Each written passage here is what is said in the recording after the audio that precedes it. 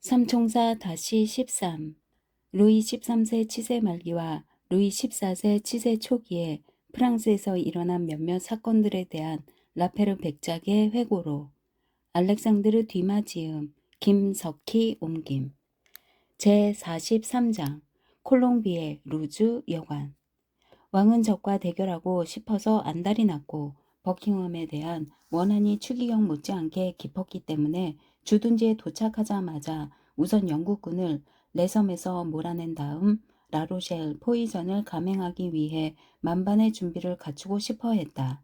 그러나 비숑 피에르와 숑 베르그가 앙굴렘 공작과 의견 대립을 보이는 바람에 뜻하지 않게 왕의 계획에 차질이 생겼다. 바송 피에르와 숑베르그는 프랑스 원수로서 국왕의 명령에 따라 군대를 지휘할 권리를 요구했다. 하지만 추기경은 앙굴렘 공작을 추천했다.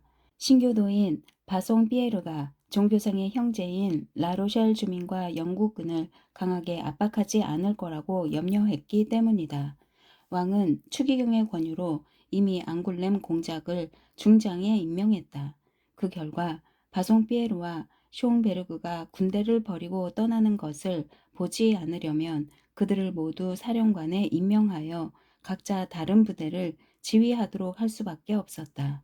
바송 피에르는 라뢰에서 동피에르에 이르는 라로셸 북쪽 구역을 맡았고 앙글렘 공작은 동피에르에서 페리니에 이르는 동쪽 구역을, 숑베르그는 페리니에서 앙구탱에 이르는 남쪽 구역을 맡았다. 왕제인 오를레앙 공은 동피에르에 사령부를 두었다. 국왕의 사령부는 에트레에 둘 때도 있었고 라자리에 둘 때도 있었다. 끝으로 추기경의 사령부는 라피에르 다리 근처에 있는 모래 언덕 위에 있었는데 주변에 참호 따위가 전혀 없는 소박한 민가였다. 이런 식으로 오를레앙은 바송피에르를 감독했고 국왕은 앙굴렘 공작을 감독했고 추기경은 숑베르그를 감독했다. 이런 진용이 갖추어지자 레섬에서 영국군을 몰아내기 위한 작전이 개시되었다. 상황은 유리했다. 훌륭한 병사가 되려면 무엇보다도 충분하고 질 좋은 식량이 필요한데 영국군은 소금에 절인 고기와 상한 비스킷만 먹고 있었기 때문에 병자가 많았다. 게다가 1년 중 이맘때에는 대서양 연안 물결이 매우 거칠어져 작은 배들이 날마다 파손되었고 애기용 고제서 참호에 이르는 해변은 썰물이 질 때마다 난파한 보트와 범선들의 잔해로 뒤덮였다. 따라서 프랑스군이 진지에 틀어박혀 있더라도 단지 오기로 레섬에 주둔하고 있는 버킹엄의 군대는 조만간 철수할 수밖에 없을 터였다. 하지만 적진에서는 새로운 공격을 감행할 만반의 준비를 갖추고 있다고 투아라스가 보고하자 왕은 그 공격을 분쇄해야 한다고 판단하고 결전에 필요한 명령을 내렸다. 우리의 목적은 라로셸 포이전을 일지처럼 상세히 기술하는 것이 아니라 우리 이야기와 관계가 있는 사건만 보고하는 것이기 때문에 여기서는 다만 작전이 성공했다는 것만 말해 두기로 하자. 왕도 깜짝 놀랐고 추기경도 의기양양했다. 싸울 때마다 패배한 영국군은 한 걸음씩 물러나다가 루아 섬으로 건너가는 도중에 격파당하고 영국으로 돌아가기 위해 2,000명을 전쟁터에 내버려 둔 채 다시 배를 탈 수밖에 없었다. 2,000명의 전사자 중에는 대령 3명, 중령 2명, 대위 250명, 고위층 귀족 20명이 포함되어 있었고 그 밖에 대포 사문과 군기 60개도 전쟁터에 버려져 있었다. 클로드 드 생시몽은 이 군기들을 파리로 가져가 노트르담 성당의 둥근 천장에 화려하게 매달아 놓았다. 주둔지에서는 감사의 노래인 테데움이 울려 퍼졌고 이 노래는 프랑스 전역으로 퍼져나갔다. 그래서 추기경은 적어도 당분간은 영국군을 두려워할 필요 없이 포위 공격에만 전념할 수 있게 되었다. 하지만 방금 말했듯이 휴식은 일시적일 뿐이었다.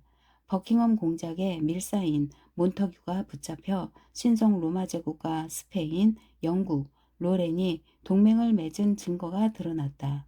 물론 프랑스에 대항하는 동맹이었다.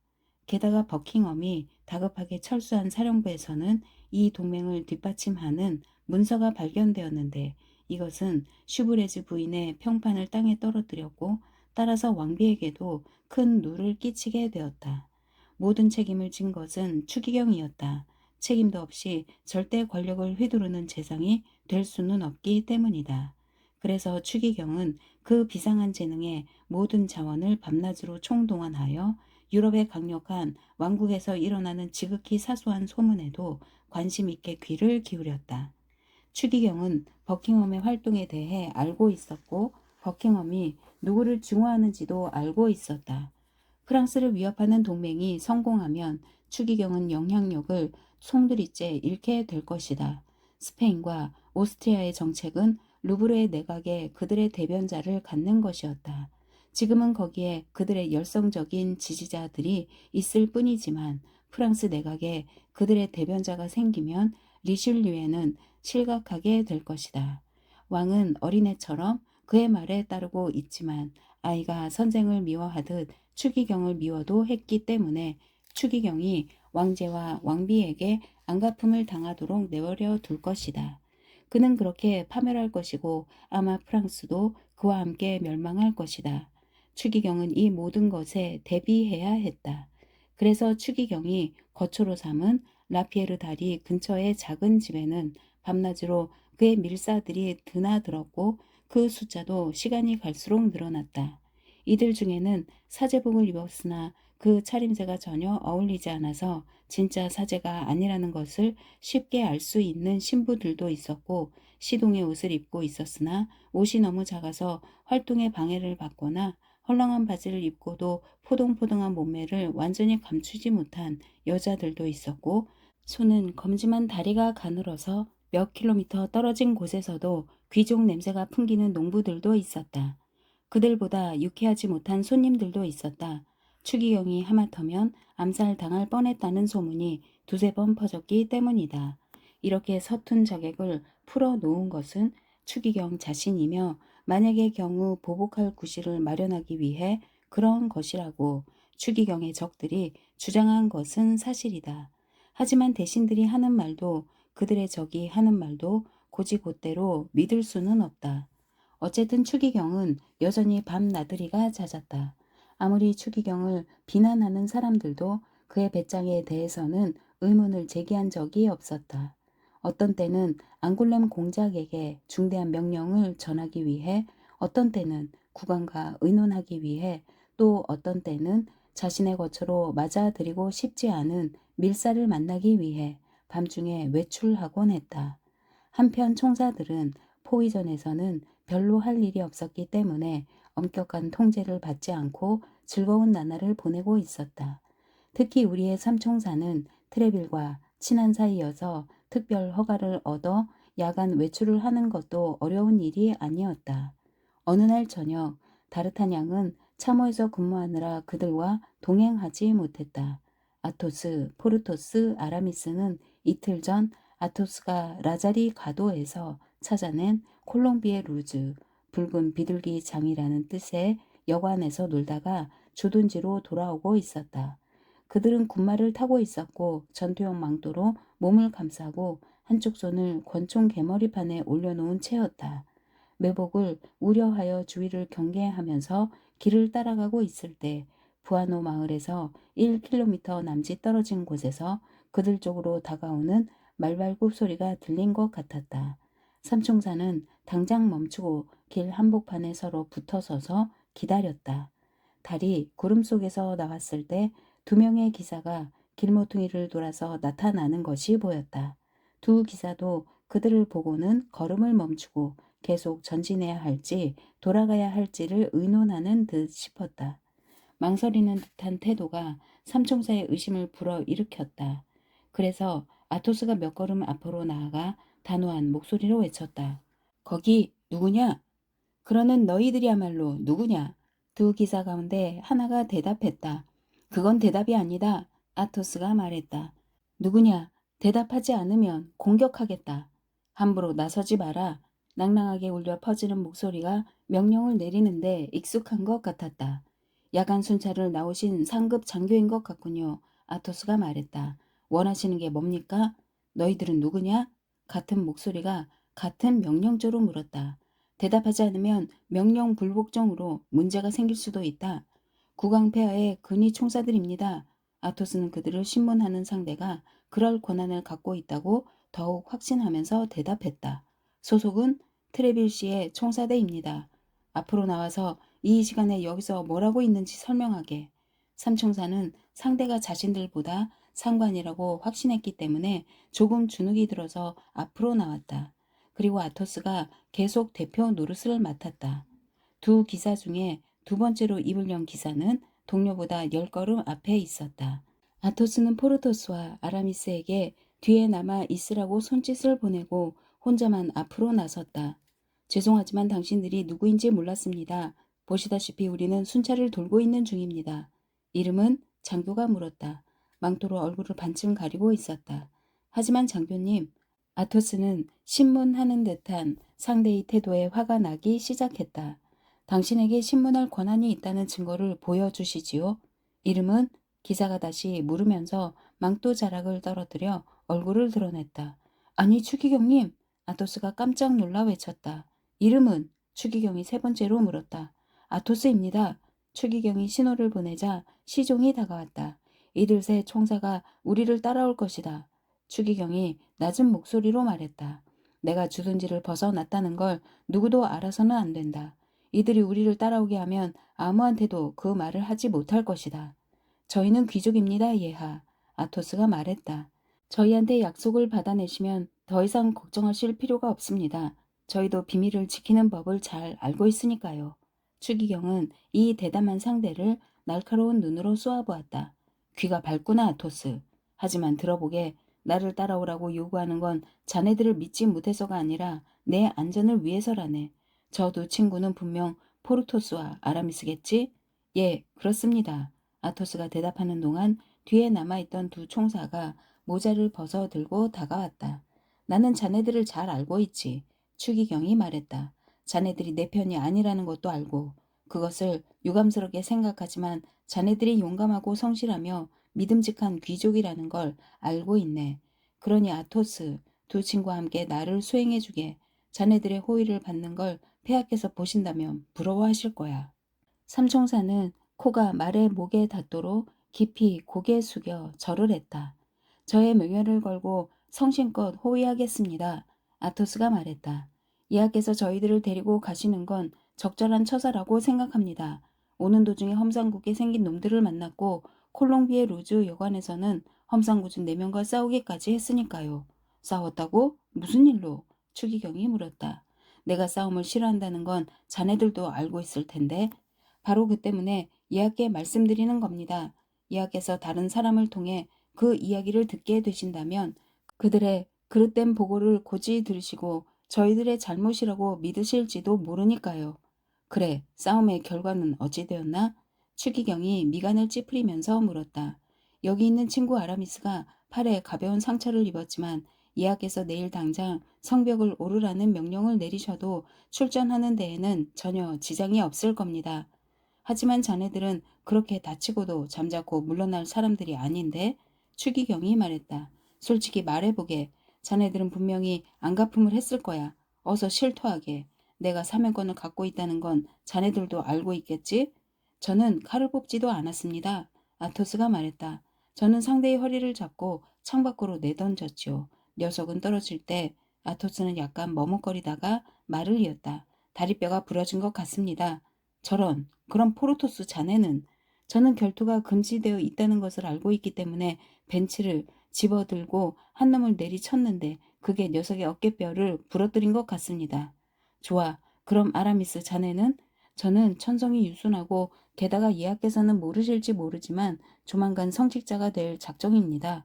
그래서 제 친구들을 말리려고 했는데 한 놈이 그 틈을 타서 제 왼팔을 찔렀습니다. 그래서 저도 참을 수 없었지요. 저는 칼을 뺐고 녀석은 저를 다시 공격하러 돌아왔지만 덤벼들 때 저의 칼에 꿰뚫리고 말았습니다. 제가 아는 것은 녀석이 쓰러졌다는 것뿐입니다. 다른 두 놈과 함께 일당들이 밖으로 드러낸 모양입니다. 맙소사, 추기경이 말했다. 술집에서 붙은 싸움으로 3명이 전투력을 잃어버리다니. 자네들은 무슨 일이든 적당히 하지 않는군. 그런데 무슨 일로 싸웠나? 그 못된 놈들은 술에 취해 있었습니다. 아토스가 말했다. 그날 저녁에 그 여관에 한 여자가 묵고 있는 것을 알고는 그 여자 방에 가서 문을 억지로 열려고 했지요. 문을 억지로 열어? 뭘 하려고? 추기경이 물었다. 몹쓸 짓이라도 하려던 것이겠지요. 아토스가 말했다. 아까도 말씀드렸듯이 놈들은 술에 취해 있었으니까요. 그런데 그 여자는 젊고 예뻤나? 추기경이 불안한 표정으로 물었다. 여자는 보지 못했습니다. 아토스가 말했다. 여자는 못 봤다고? 아, 좋아. 자네들은 한 여자의 명예를 지켜주었네. 나는 지금 콜롬비아 루즈 여관에 가는 길이니까 자네들 말이 사실인지 아닌지는 곧 알게 되겠지. 예하, 아토스가 자랑스럽게 말했다. 저희들은 귀족입니다. 설령 우리 목숨을 위해서라도 거짓말은 하지 않을 겁니다. 나도 자네 말을 의심하지 않네. 아토스, 조금도 의심하지 않아. 하지만 추기경이 화제를 바꾸려고 덧붙였다. 그럼 그 여자는 혼자 있었나? 어떤 기사와 밀담을 나누고 있었습니다. 아토스가 말했다. 하지만 그 소동이 벌어졌는데도 그 기사가 모습을 드러내지 않은 것을 보면 지독한 겁쟁이인 것 같습니다. 성서에도 경솔하게 판단하지 말라고 나와 있지. 추기경이 대답했다. 아토스가 고개를 숙였다. 좋아. 추기경이 말을 계속했다. 알고 싶은 것은 알았으니 나를 따라오게. 삼총사는 추기경을 따라갔다. 추기경은 다시 망토로 얼굴을 감싸고 뒤따르는 네 사람보다 10걸음쯤 앞서 거리를 유지하면서 말을 보통 걸음으로 걷게 했다. 그들은 얼마 안 가서 조용하고 외딴 여관에 도착했다. 여관 주인은 지체 높은 손님이 오리라는 것을 알고 있었던 게 분명하다. 그래서 방해가 될 만한 사람들을 모두 내보내고 추기경을 기다리고 있었다. 문에서 10걸음 떨어진 곳까지 오자 추기경은 시종과 삼총사에게 멈추라는 신호를 보냈다. 안장을 얹은 말 한 필이 바깥쪽 덧문에 묶여 있었다. 추기경은 문을 3번 정해진 방식으로 두드렸다. 그러자 당장 망토로 몸을 감싼 남자가 나와서 추기경과 몇 마디 말을 나눈 다음 말을 타고 쉬르제르 쪽으로 달려갔다. 그것은 파리로 가는 방향이기도 했다. 이리 들어오게. 추기경이 삼총사에게 말했다. 자네들 말이 사실이어서 오늘 저녁 우리가 만난 것이 자네들에게 이롭지 않다 해도 그건 내 탓이 아닐세. 어쨌든 따라오게. 추기경이 말에서 내렸다. 삼총사도 말에서 내렸다. 추기경은 말고삐를 시종의 손에 던져주었다. 삼총사는 각자 말고삐를 덧문에 맸다. 여관 주인이 문간에 나와 서 있었다. 그에게 추기경은 여자를 찾아온 장교일 뿐이었다. 이들이 불이나 쬐면서 기다릴 만한 방이 아래층에 있나? 추기경이 물었다. 여관 주인이 커다란 방으로 통하는 문을 열었다. 마침 최근에 크고 멋진 벽난로를 새로 설치한 방이었다. 이 방이 어떻습니까? 주인이 말했다. 좋아. 추기경이 말했다. 자, 이 방에 들어가서 기다려주게. 30분 이상은 안 걸릴 것세. 삼총사가 아래층 방으로 들어가는 동안 추기경은 여관 주인에게 더 묻지도 않고 안내받을 필요도 없는 사람처럼 곧장 계단을 올라갔다. 제44장 난로 연통의 쓰임새. 우리의 새 친구는 속사정도 모른 채 추기경이 특별히 보호하고 있는 누군가를 담한 타고난 의협심과 모험심에서 도와준 것은 분명했다. 그런데 그 인물은 과연 누구일까? 그것은 삼총사가 자신에게 던진 질문이었다. 그런데 아무리 머리를 쥐어짜도 만족할 만한 해답이 나오지 않았기 때문에 포르토스는 여관 주인을 불러 주사위를 가져오라고 부탁했다. 포르토스와 아라미스는 탁자에 앉아서 주사위 놀이를 시작했다. 아토스는 생각에 잠긴 채 방안을 거닐었다. 걸으면서 생각하는 동안 아토스는 끊어진 난로 연통 앞을 오락가락 했다. 연통 끝은 위층 방으로 이어져 있어서 연통 앞을 지날 때마다 중얼거리는 소리가 들렸다. 그 말소리가 결국 그의 주의를 끌었다. 아토스가 연통에 가까이 다가가자 몇 마디가 뚜렷이 들렸다. 관심을 가질 만한 이야기인 듯했기 때문에 아토스는 친구들에게 조용히 하라는 신호를 보내고는 허리를 굽혀서 아래쪽 연통 구멍에다 귀를 바짝 댔다. 이봐 밀레디, 추기경이 말했다. 중대한 문제야. 여기 앉아서 이야기하지. 밀레디라니. 아토스가 중얼거렸다. 신경 써서 듣고 있습니다. 여자 목소리가 대답했다. 그 목소리를 듣고 아토스는 몸소리를 쳤다. 라푸행트 요새 근처의 샤랑트강 언귀에서 작은 배 한 척이 당신을 기다리고 있어. 승무원은 영국인이고 선장은 내 부하인데 내일 아침에 출항할 예정이지. 그럼 저는 오늘 밤에 거기로 가야겠군요. 지금 당장 내 지시를 받으면 곧바로 출발해. 문 밖에 두 사람이 기다리고 있는데 그들이 당신을 호위할 거야. 내가 먼저 나갈 테니까 당신은 30분 뒤에 떠나도록 해. 알겠습니다, 예하. 그럼 저한테 맡기실 임무를 말씀해 주세요. 예하의 신임을 계속 유지하고 싶으니까요. 제가 잘못 생각하지 않도록 분명하고 정확하게 말씀해 주세요. 두 사람 사이에 잠시 침묵이 흘렀다. 추기경은 이제 하려는 말을 미리 생각하고 밀레디는 추기경의 이야기를 이해하고 기억에 새겨두기 위해 자신의 지적 능력을 총동원하고 있었다. 아토스는 이 틈을 타서 두 친구에게 문을 안쪽에서 잠그고 연통으로 와서 함께 이야기를 엿듣자는 신호를 보냈다. 편한 것을 좋아하는 두 총사는 자신들이 앉을 의자와 아토스가 앉을 의자까지 가져왔다. 세 사람은 의자에 앉아 머리를 모으고 귀를 기울였다. 당신은 런던으로 떠나. 추기경이 말했다. 런던에 도착하면 버킹엄을 찾아가. 이야기에 한 가지 말씀드리자면 다이아몬드 목걸이 사건이 일어난 뒤로는 공작이 저를 경계하고 있습니다. 하지만 이번에는 그의 신뢰를 얻을 필요가 없어 솔직하고 공정하게 단판을 지으러 가는 거니까. 솔직하고 공정하게. 밀레디가 야릇한 말투로 추기경의 말을 되풀이했다. 그래, 솔직하고 공정하게. 추기경도 똑같은 말투로 밀레디의 말을 받았다. 이번 단판은 당당하게 해야 할 거야. 이하의 지시는 어김없이 이행하겠습니다. 어서 분부를 내려주십시오. 버킹엄을 찾아가거든 내가 보냈다고 전하고 이렇게 말해. 그의 계획은 나도 다 알고 있다. 하지만 나는 별로 걱정하지 않는다. 그가 감히 그 계획을 행동에 옮기면 나는 당장 왕비를 파멸시켜 버리겠다고 말이야. 이하의 위협이 성공할 것이라고 공작이 믿을까요? 아무렴 나는 증거를 갖고 있으니까. 그렇다면 그 증거를 공작이 평가하도록 제시할 수 있어야 합니다. 그렇겠지. 단크르 원수 부인 댁에서 가장 무도회가 열린 날 저녁에 공작이 왕비와 만난 사실에 대해 부하 로베르와 보투리 후작의 보고서를 내가 공표하겠다고 하더라고 전해.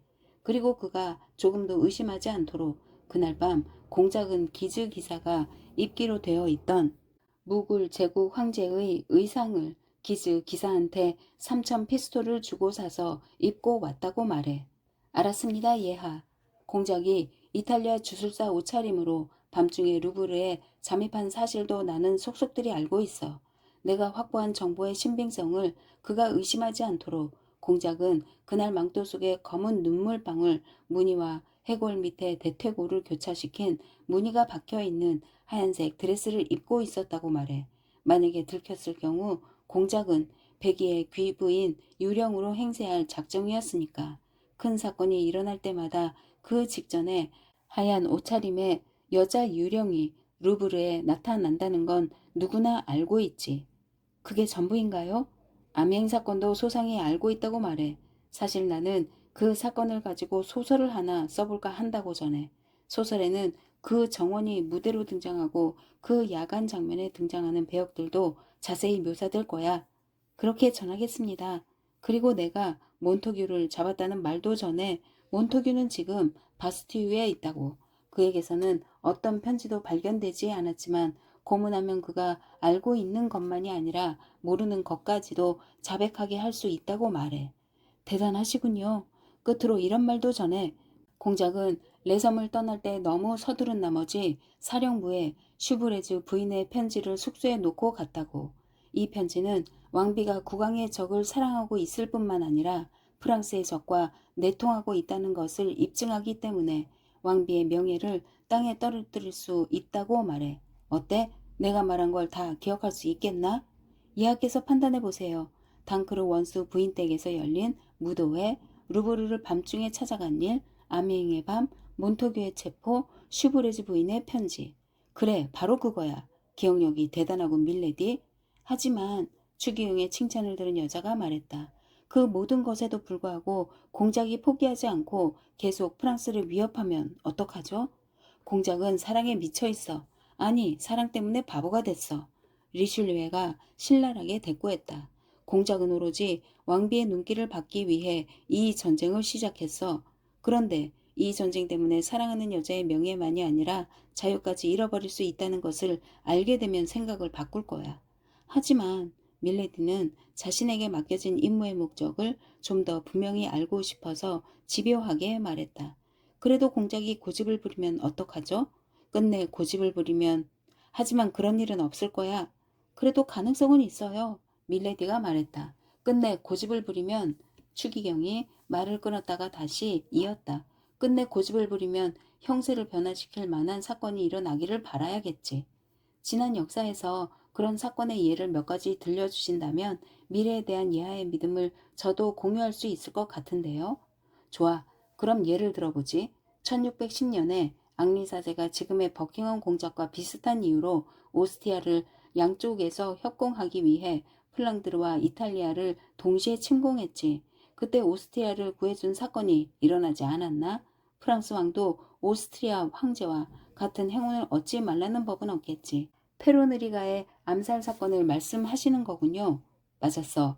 그때 라바야크가 받은 고문과 형벌을 생각하면 한순간이라도 그를 모방하려는 사람은 없지 않을까 싶은데요. 어느 시대이건 어느 나라에서건 특히 종교적으로 분열되어 있는 나라의 경우엔 순교자가 되기를 꿈꾸는 광신도가 있게 마련이지. 방금 생각이 났는데 영국의 청교도들은 버킹엄 공작에 대해 몹시 화가 나 있어. 그 목사들은 공작을 그리스도의 적이라고 부르고 있어. 그래서요? 밀레디가 물었다. 그러니까 추기경이 무심한 태도로 말을 이었다. 지금 당장은 젊고 아름답고 영리하고 게다가 공작에게 복수할 이유를 가진 여자를 찾는 게 문제일 뿐이야. 그런 여자는 분명 찾을 수 있을 거야. 공작은 바람둥이니까. 영원히 변치 않겠다는 약속으로 수많은 사랑의 씨를 뿌렸다면 그의 배신에 원한을 품은 여자도 제법 있을 거야. 물론 그런 여자는 찾을 수 있겠죠. 밀레디가 차갑게 말했다. 그런 여자가 자크 클레망이나 라바야크의 칼을 어떤 광신자의 손에 쥐어주면 프랑스를 구할 수 있을 거야. 그럴지도 모르지만 그러면 그 여자는 암살의 공범이 될 텐데요. 자크 클레망이나 라바야크의 공범이 붙잡힌 적이 있나? 아니요. 그건 아마 공범들이 아무도 찾으러 가지 못할 만큼 높은 지위에 있었기 때문일 거예요. 설마 모든 사람을 위해 재판소를 불태우진 않겠죠? 그러니까 당신은 재판소의 화재가 우연이 아니라 다른 원인 때문에 일어났다고 생각하는군. 리슐리웨는 전혀 중요하지 않은 질문이라도 하는 듯한 말투로 물었다. 저는 아무것도 믿지 않아요. 저는 사실을 언급하고 있을 뿐이에요. 다만 제가 몽팡시의 양이나 마리드 메디시스 모호라면 단순히 클레릭 부인이라고 불릴 만큼 철저한 예방책을 강구하지 않을 거라고 말씀드리는 것뿐이에요. 옳은 말이야. 그래서 원하는 게 뭐지? 리슐리에가 말했다. 지령서 한 장이 필요합니다. 프랑스의 최대 이익을 위해 반드시 이루어져야 한다고 제가 믿는 모든 것을 사전에 승인받고 싶어서 그렇습니다. 하지만 무엇보다 내가 먼저 아까 말한 여자, 공작에게 원한을 품고 복수할 여자를 찾아야 돼. 그 여자는 벌써 찾았어요. 밀레디가 말했다. 그럼 하느님의 정의를 실현할 도구로 쓰일 불쌍한 광신자를 찾아야겠군. 찾을 수 있을 거예요. 그럼 지령서는 그때 가서 요구해. 이하의 말씀이 옳아요. 이하께서 맡겨주신 임무 이외의 것을 말씀드린 제가 나빴어요. 그럼 제가 맡은 임무를 다시 한번 정리해 보겠습니다. 이하를 대신해서 공작에게 이렇게 말하는 것이죠.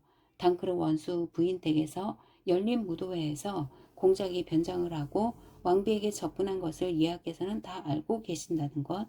이하께서는 왕비가 루브르에서 어떤 이탈리아 주술사를 접견한 증거를 가지고 계시는데 그 주술사가 사실은 바로 버킹엄 공작이었다는 것. 이하께서는 아미행에서 일어난 사건을 소재로 사건 현장인 정원과 그 활극에 등장했던 인물들까지 자세히 묘사하는 소설을 한 번 쓰게 하셨다는 것. 몬터규가 지금 바스티유에 갇혀 있다는 것. 그를 고문하면 그가 기억하는 일은 물론 잊어버린 일까지도 털어놓게 할 수 있다는 것. 끝으로 예하께서는 공작의 사령부에서 발견된 슈브레즈 부인의 편지를 가지고 계시다는 것. 이 편지는 편지를 쓴 사람만이 아니라 편지에 이름이 언급된 사람의 평판까지 크게 떨어뜨릴 우려가 있다는 것.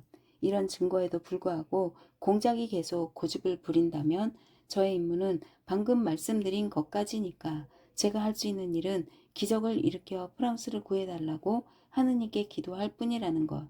그렇지요, 예하? 그 밖에 또 있나요? 그래. 추기경이 무뚝뚝하게 대답했다. 그러면 밀레디는 추기경의 말투가 달라진 것을 알아차리지 못한 척하면서 말을 이었다. 예하의 적에 대한 지시를 받았으니 이제는 저희 적에 대해 두 마디만 해도 되겠습니까? 당신에게도 적이 있나? 리슐레가 물었다. 그렇습니다, 예하. 예하께서는 제가 그 적들과 맞서 싸우는 것을 전적으로 지원해 주셔야 합니다. 적을 만든 게 다 예하를 섬기느라 그리 된 것이니까요. 그 적이 누군데? 우선 보나시웨라는 밀통자가 있습니다. 그 여자는 그 망트 감옥에 있어. 전에는 그랬지요. 하지만 왕비가 폐하의 명령서를 가로채서 보나시웨를 수녀원으로 옮겼습니다. 수녀원으로? 예, 그렇습니다. 어느 수녀원이지? 그건 저도 모릅니다. 워낙 비밀리에 일어난 일이어서요. 내가 알아내겠다. 그럼 그 여자가 어느 수녀원에 있는지 알려주실 거죠? 거기엔 나도 이의가 없어. 감사합니다. 그런데 저에게는 보나시웨 부인보다 훨씬 두려운 적이 또 하나 있어요. 그게 누구지? 보나시웨 부인의 애인이에요. 이름이 뭔가? 예하께서도 잘 아시는 남자예요. 밀레디가 분노에 사로잡혀 외쳤다. 저만이 아니라 예하께도 악마 같은 존재죠. 예하의 친위대와 부딪혔을 때 총사대의 편에 서서 승리를 결정지었고 예하의 밀사인 바르드 백작을 칼로 3번이나 찔렀고 다이아몬드 목걸이 사건에서 우리 계획을 무산시켰고 보나시웨 부인을 납치한 것이 저라는 사실을 알고는 절 죽이려고 한 놈입니다. 아하, 누군지 짐작이 가는군. 불황단 같은 다르타냥이에요. 그는 참 대담한 녀석이야. 그가 더 두려운 존재인 것은 바로 대담한 녀석이기 때문이죠. 그가 버킹엄과 내통하고 있다는 증거가 있어야 할 거야. 증거요? 증거라면 10가지는 드릴 수 있어요. 좋아. 그렇다면 간단하지. 그 증거를 가져와.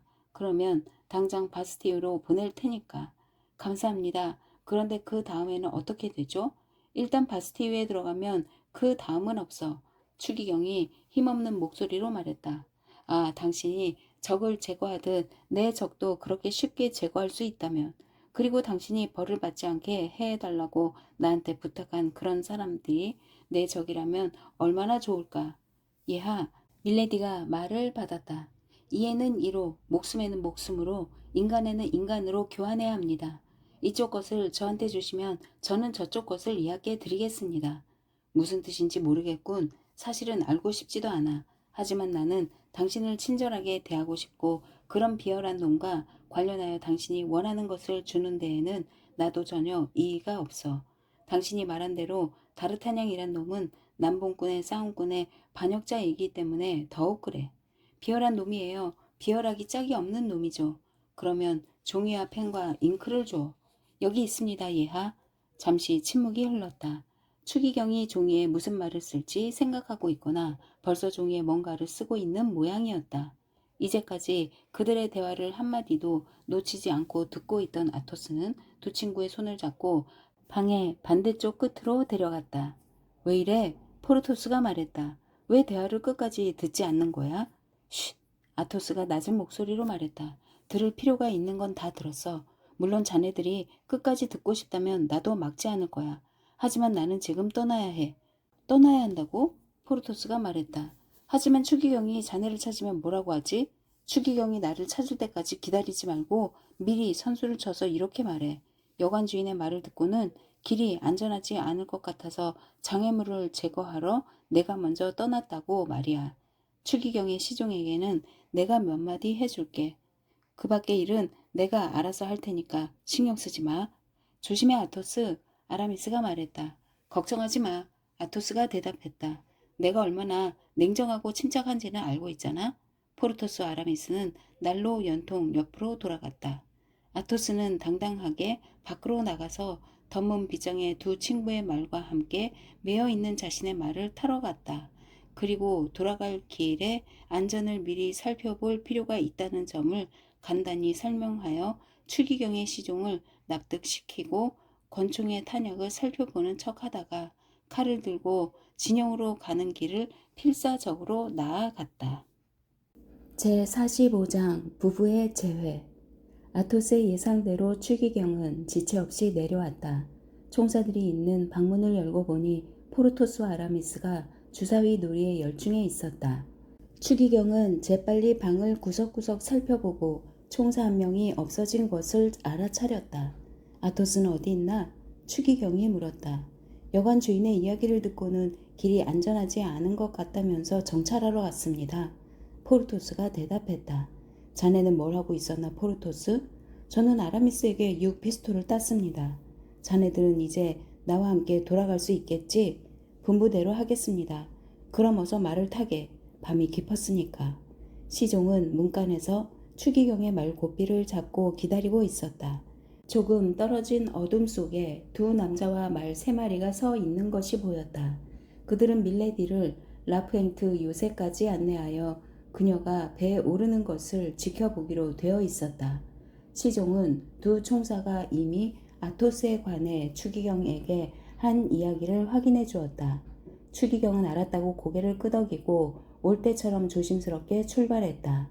추기경은 그렇게 시종과 두 총사의 호의를 받으며 진영으로 돌아갔다. 그러니 이제는 아토스에게 돌아가 보자. 아토스는 100걸음 정도는 같은 속도로 말을 몰았지만 일단 아무도 보이지 않는 곳까지 오자 말머리로 오른쪽으로 돌려 길을 빙 돌아서 여관에서 20걸음 떨어진 잡목 숲으로 돌아온 뒤 그곳에 숨어서 추기경 일행이 지나가는 것을 지켜보았다. 그는 친구들의 모자와 추기경의 망토 가장자리에 달린 금빛 술 장식이 길 모퉁이를 돌아 사라질 때까지 기다렸다가 여관으로 급히 돌아갔다. 여관에서는 금방 문을 열어주었다. 주인이 그를 알아보았다. 우리 상관이 2층에 있는 여자한테 중요한 지시를 내리는 것을 깜빡 잊었소. 그래서 내가 그것을 대신 전하러 왔소. 아토스가 말했다. 어서 올라가세요. 여관 주인이 말했다. 아직 방에 계십니다. 아토스는 주인의 허락을 받고 최대한 발소리를 죽여서 2층으로 올라갔다. 층계참에 이르자 반쯤 열린 문을 통해 밀레디가 모자끈을 묶고 있는 것이 보였다. 그는 방으로 들어가 문을 잠갔다. 빗장이 걸리는 소리에 밀레디가 돌아보았다. 아토스는 망토로 몸을 감싸고 모자를 눈까지 눌러쓴 채 문 앞에 서 있었다. 그가 동상처럼 말없이 서 있는 것을 보고 밀레디는 겁에 질렸다. 누구세요? 무슨 일이시죠? 밀레디가 외쳤다. 그래, 확실히 그 여자야. 아토스가 중얼거렸다. 그러고는 망토를 어깨에서 떨어뜨리고 모자를 벗으면서 밀레디 쪽으로 다가갔다. 나를 알아보겠소, 부인? 아토스가 물었다. 밀레디는 앞으로 한 걸음 내디뎠지만 뱀이라도 본 것처럼 움찔하여 뒷걸음 쳤다. 그래, 나를 알아본 모양이군. 아토스가 말했다. 라페르 백작. 밀레디가 새파랗게 질린 얼굴로 벽 때문에 더 이상 뒤로 물러설 수 없을 때까지 뒷걸음치며 중얼거렸다. 그렇다, 밀레디. 아토스가 대답했다. 라페르 백작이 당신을 만나려고 저 세상에서 돌아왔다.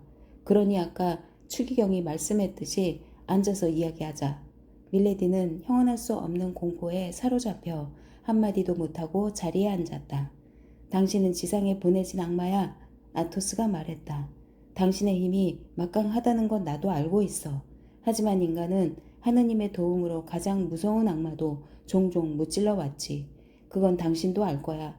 당신은 이미 내 앞길을 방해했어. 그때 당신을 박살 낸 줄 알았는데 내가 잘못 생각했거나 지옥이 당신을 되살려냈겠지. 과거의 무서운 기억을 되살리는 이 말을 듣고 밀레디는 희미한 신음소리를 내며 고개를 숙였다. 그래, 지옥이 당신을 부활시켰어. 아토스가 말을 이었다. 지옥은 당신을 부자로 만들고 당신에게 새 이름을 주고 얼굴까지 새로 만들어 주었어.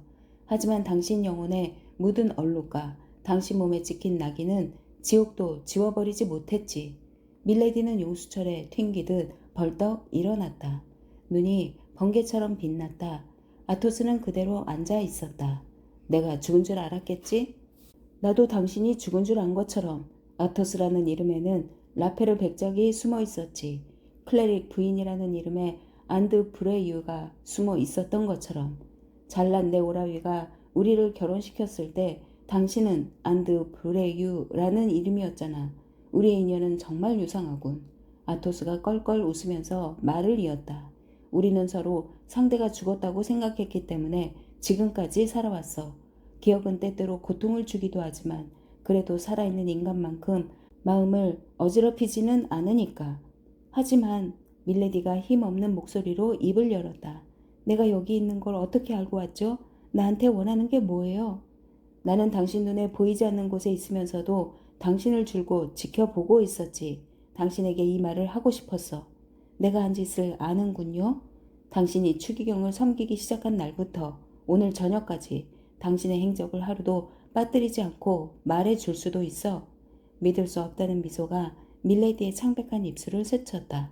버킹엄 공작의 어깨에서 다이아몬드의 두 알을 훔친 것도 당신이었고 보나시의 부인을 납치한 것도 당신이야. 당신은 바르드 백작에게 홀딱 반해서 그와 함께 밤을 보내려고 했지만 실제로는 다르타냥에게 문을 열어주었지. 당신은 바르드 백작에게 배반당한 줄로 오해하고 그의 연적을 시켜 백작을 죽이려고 했어. 그 연적이 당신의 꺼림직한 비밀을 눈치채자 이번에는 두 자객을 보내 그를 죽이려고 했지. 연적이 총에 맞지 않는 것을 알자 이번에는 친구가 보낸 선물처럼 가짜 편지를 동봉해서 독을 넣은 포도주를 보냈지. 여기 이 방에서 지금 내가 앉아있는 이 의자에 앉아서 리슐리의 추기경에게 버킹엄 공작을 암살하겠다고 약속하고 그 대가로 다르타냥을 죽여도 좋다는 허락을 받아낸 것도 당신이야. 밀레디의 얼굴이 낯빛으로 변했다. 당신은 사탄이죠? 밀레디가 말했다. 그럴지도 모르지. 하지만 어쨌든 내 말을 잘 들어. 버킹엄 공작을 암살한 건 나를 시켜서 죽이건 나와는 상관없는 일이야. 공작은 내가 모르는 사람이고 게다가 영국인이니까. 하지만 다르타냥은 손끝도 대지 마. 머리털 하나도 건드리지 마. 그는 내가 사랑하는 친구야. 그러니 내가 지켜주어야 해. 그에게 손을 댄다면 내 아버지의 유고를 걸고 맹세하지만 그게 당신의 마지막 죄가 될 거야. 다르타냥은 나한테 지독한 모욕을 주었어요. 그러니 절대로 살려둘 수 없어요. 밀레디가 공허한 목소리로 말했다. 누군가가 당신을 모욕한다는 게 가능한 일일까? 아토스가 껄껄 웃으면서 말했다. 그가 당신을 모욕했으니까 살려둘 수 없다고? 살려둘 수 없어요. 밀레디가 되풀이 말했다. 먼저 여자를 죽이고 다음에는 그를. 아토스는 현기증을 일으켰다. 여자다운 구석이라고는 전혀 없는 이 여자를 보자 무서운 기억이 되살아났다. 언젠가 지금보다 덜 위험한 상황에서 자신의 명예를 위해 그녀를 죽이려 했던 날이 생각났다. 그녀를 죽이고 싶은 욕망이 다시금 불타올라 뜨거운 열기처럼 그를 휘감았다. 그는 의자에서 일어나 허리띠에 찬 권총을 빼들었다. 송장처럼 새파래진 밀레디가 소리를 지르려 했지만 혀가 얼어붙은 바람에 인간의 말소리가 아니라 야수의 울부짖음 같은 귀에 거슬리는 소리만 터져나왔다. 검은 테피스트리에 등을 눌러대고 머리가 헝클어진 모습은 공포의 형상 그 자체였다. 아토스는 천천히 권총을 들어 올렸다. 총구가 밀레디의 이마에 닿을 때까지 팔을 쭉 뻗은 다음 침착한 목소리로 말했다. 그 목소리에는 단호한 결의가 담겨 있어서 더욱 무서웠다. 추기경이 서명한 서류를 당장 내놔. 안 그러면 내 머리를 날려버리겠어. 상대가 다른 사람이었다면 밀레디는 그 말을 의심했을지도 모른다. 하지만 그녀는 아토스가 어떤 사람인지 잘 알고 있었다. 그런데도 그녀는 꼼짝하지 않았다. 결심할 때까지 1초 여유를 주겠다. 그가 말했다. 밀레디는 그의 얼굴이 굳어지는 것을 보고 그가 정말로 총을 쏠 모양이라고 생각했다. 그녀는 얼른 가슴에 손을 넣어 종이 한 장을 꺼내 아토스에게 내밀었다. 자요, 지옥에 떨어지기를 빌겠어요. 아토스는 서류를 받아들고 권총을 허리띠에 돌려놓은 다음 그 서류가 진짜인지를 확인하려고 등불로 다가가서 펼쳤다.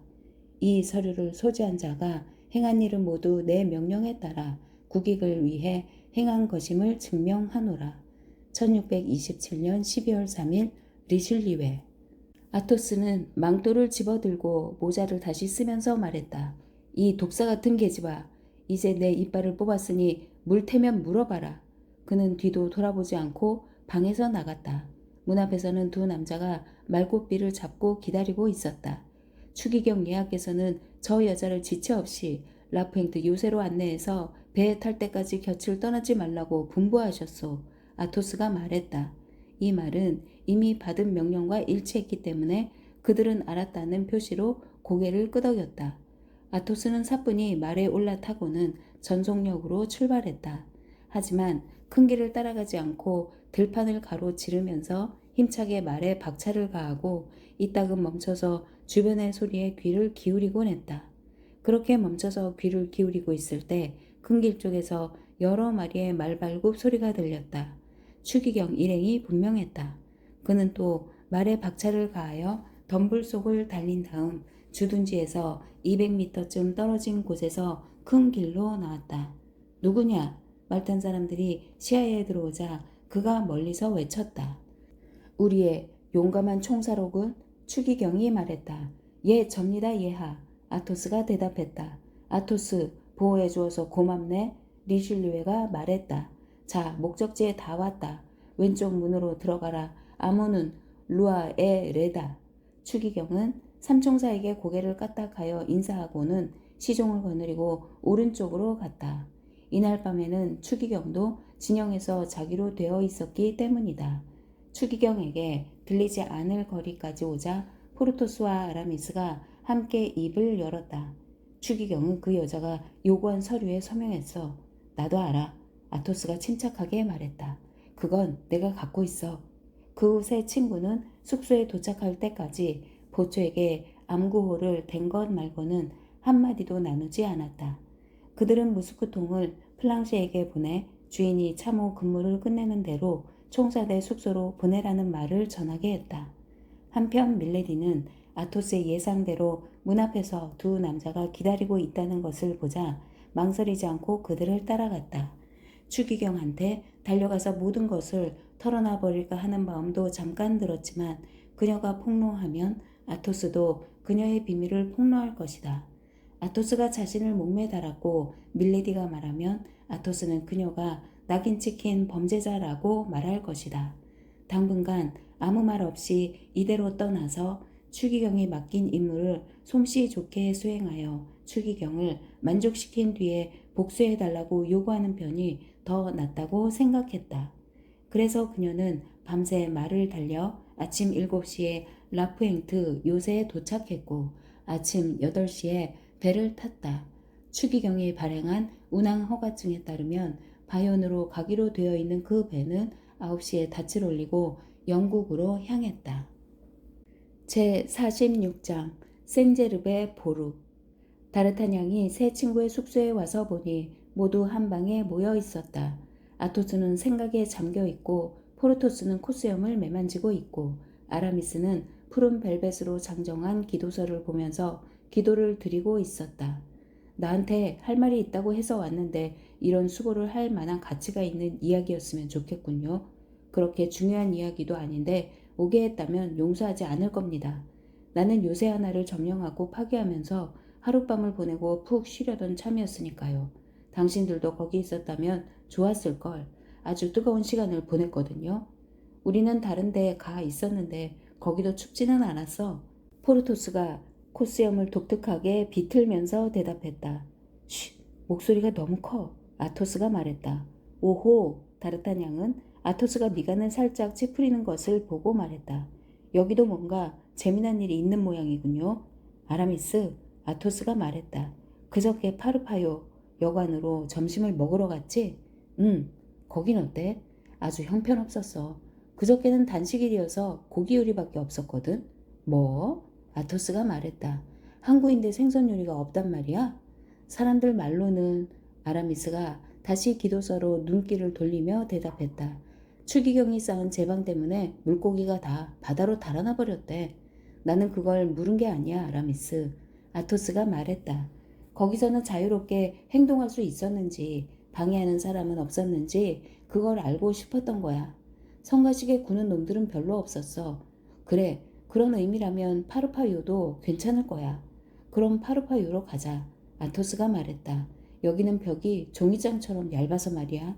다르타냥은 어느덧 아토스의 방식에 익숙해져 있어서 말 한마디나 몸짓이나 얼굴 표정만 보고도 상황이 심각하다는 것을 알아차렸기 때문에 말없이 아토스의 팔을 잡고 함께 밖으로 나왔다. 포르토스도 아라미스와 이야기를 나누면서 뒤따라왔다. 그들은 도중에 그리모를 만났다. 아토스는 그에게 따라오라는 손짓을 했다. 그리모는 여느 때처럼 말없이 명령에 따랐다. 그는 가엾게도 말하는 법을 거의 잊어버렸다. 그들은 파르파요 여관에 도착했다. 아침 7시여서 먼동이 트고 있었다. 세 친구는 아침 식사를 주문하고 조용히 식사를 할 수 있을 거라고 주인이 장담한 방으로 들어갔다. 그런데 불행히도 무언가를 의논하기에는 적절치 않은 시간이었다. 기상나팔이 막 울린 뒤여서 다들 잠을 떨쳐버리고 눅눅한 아침 공기를 몰아내기 위해 여관 식당으로 한잔하러 모여들었기 때문이다. 용기병, 스위스 용병, 친위대원, 총사, 경기병들이 끊임없이 들락거렸다. 손님이 많이 드나들수록 여관 주인에게는 반가운 노릇이겠지만 내 친구는 목적을 거의 달성할 수 없었다. 그래서 동료들이 보내는 인사와 건배와 농담에 우울하게 응했다. 이러다가는 싸움이라도 날 것 같은데 지금은 그럴 때가 아니야. 아토스가 말했다. 다르타냥, 어젯밤을 어떻게 보냈는지 얘기해. 그러면 우리도 간밤에 있었던 일을 말해줄 테니. 그때 경기병 하나가 브랜디 잔을 들고 홀짝거리면서 옆걸음으로 다가오더니 말했다. 당신들 근위대는 어젯밤 참호했었지. 내가 보기에는 라로셸 시민한테 불만이 많은 것 같던데. 다르타냥은 대화에 끼어든 회방꾼에게 아토스가 어떻게 응답할지 궁금해서 그를 바라보았다. 이봐, 비지니 씨가 말하는 게 안 들려? 어젯밤 있었던 일을 말해봐. 다른 사람들도 알고 싶어 하니까. 아토스가 말했다. 보루 하나를 점령하지 않았소? 맥주잔으로 럼주를 마시고 있던 스위스 용봉이 물었다. 예, 그렇습니다. 타르타냥이 고개를 까딱하면서 대답했다. 들으셨는지 모르지만 우리는 보루 한쪽 모퉁이에 화약통을 밀어넣고 폭파시켜 커다란 구멍을 냈지요. 그 보루는 어제 오늘 지어진 게 아니어서 나머지 구조물도 심하게 흔들린 건 말할 나위가 없지요. 어느 보루요? 불에 구우려고 거위 한 마리를 칼에 꿰어서 가져온 용기병이 물었다. 생제르베 보루요. 다르타냥이 대답했다. 라로셸 시민들은 그 보루를 방패 삼아 우리 공병들을 괴롭히고 있었지요. 격전이었소? 그럼요. 우리는 5명, 라로셸 측은 10명쯤 전사했지요. 우와! 스위스 용병이 외쳤다. 하지만 놈들은 오늘 아침에라도 당장 공병대를 보내 보루를 복구할걸요? 경기병이 말했다. 그럴지도 모르죠. 다르타냥이 말했다. 우리 내기를 합시다. 아토스가 말했다. 내기라니? 스위스 용병이 말했다. 어떤 내기요? 경기병이 물었다. 잠깐만. 용기병이 난로불을 떠 받치고 있는 2개의 철제 받침대 위에 거위 고기를 꿰 칼을 꼬챙이처럼 올려놓으면서 말했다. 나도 끼겠소. 이봐 주인장, 당장 접시를 가져와. 그 거위 기름을 한 방울도 잃고 싶지 않으니까. 옳은 말이요. 스위스 용병이 말했다. 거위 기름은 아주 좋은 조미료가 되죠. 자, 용기병이 말했다. 어떤 내기를 할 거요? 말해보시오, 아토스 씨. 그래, 어떤 내기요? 경기병이 말했다. 비지니 씨, 우리 내기를 합시다. 아토스가 말했다. 나와 내 친구인 포르토스, 아라미스, 다르타냥은 생지르베 보루로 아침을 먹으러 가서 적이 우리를 몰아내려고 무슨 짓을 해도 1시간 동안 거기서 버티겠소. 포르토스, 아라미스는 서로 얼굴을 마주 보았다. 그제야 아토스의 속셈을 눈치챈 것이다. 하지만 다르타냥이 아토스의 귀에다 대고 속삭였다. 그랬다가는 우리 모두 무참하게 살해될 거예요. 가지 않으면 너 확실하게 죽을 거야. 아토스가 대답했다. 아, 여러분. 포르토스가 의자에서 몸을 뒤로 젖히고 콧수염을 비틀면서 말했다. 멋진 내기가 되었으면 좋겠군요. 좋소. 비지니 씨가 말했다. 문제는 판돈을 어떻게 정하느냐인데 당신들도 4명이고 우리도 4명이니까 진 쪽에서 8인분의 식사를 양껏 사기로 합시다. 어때요? 좋소. 비지니 씨가 대답했다. 찬성이요. 용기병이 말했다. 나도 좋습니다. 스위스 용병이 말했다. 이 대화가 진행되는 동안 줄곧 침묵을 지키면서 듣고만 있던 네 번째 사람도 동의한다는 뜻으로 고개를 끄덕였다. 식사가 준비됐는데요. 주인이 말했다. 그럼 이리 가져오게. 아토스가 말했다. 주인이 식사를 가져왔다. 그러자 아토스는 그리모를 불러 구석에 있는 커다란 바구니를 가리킨 다음 주인이 가져온 음식을 냅킨에 싸는 신용을 했다. 그리모는 소풍을 갈 모양이라고 당장 이해하고 바구니를 가져와서 냅킨에 싼 음식을 채워넣고 술병도 몇 개 넣은 다음 바구니를 들었다. 아니, 식사를 어디서 하실 건데요? 주인이 물었다. 어디서 먹든 당신하고 무슨 상관이야? 아토스가 말했다. 돈만 내면 되잖아? 아토스는 이 피스톨을 탁자 위에 던졌다. 거스름 돈을 드릴까요? 주인이 말했다. 필요 없네. 그 대신 샴페인 2병만 더 넣어주고 차액은 냅킨 값으로 치세.